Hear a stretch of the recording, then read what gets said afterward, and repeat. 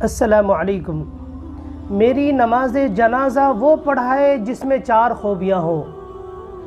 جب حضرت قطب الدین بختیار کاکی رحمۃ اللہ علیہ کی وفات ہوئی تو کہرام مچ گیا۔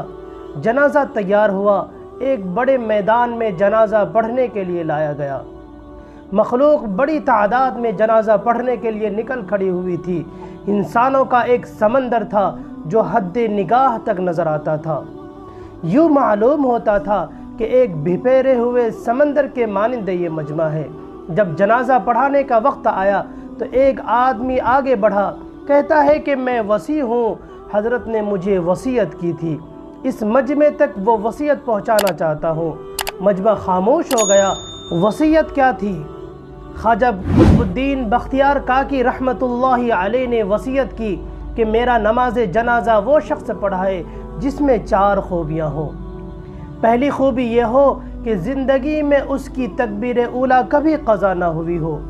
دوسری شرط یہ ہے کہ اس کی تہجد کی نماز کبھی قضا نہ ہوئی ہو۔ تیسری شرط یہ ہے کہ اس نے غیر محرم پر کبھی بری نظر نہ ڈالی ہو۔ چوتھی شرط یہ ہے کہ ایسا عبادت گزار ہو حتیٰ کہ اس نے عصر کی سنت بھی کبھی نہ چھوڑی ہو۔ جس شخص میں یہ 4 خوبیاں ہوں وہ میرا نماز جنازہ پڑھائے۔ جب یہ بات کی گئی تو مجمع کو سانپ سونگھ گیا، سناٹا چھا گیا، سب کے سر جھک گئے۔ کون ہے جو قدم آگے بڑھائے؟ کافی دیر ہو گئی، حتیٰ کہ ایک شخص روتا ہوا آگے بڑھا۔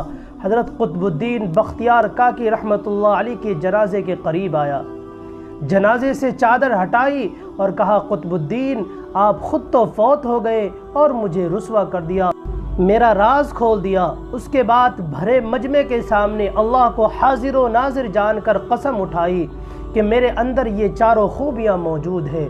لوگوں نے دیکھا تو یہ وقت کا بادشاہ شمس الدین التمش رحمۃ اللہ علیہ تھے۔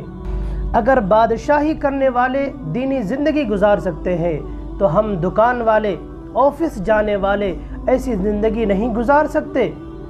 اللہ رب العزت ہم سب کو نیکی کرنے کی توفیق عطا فرمائے۔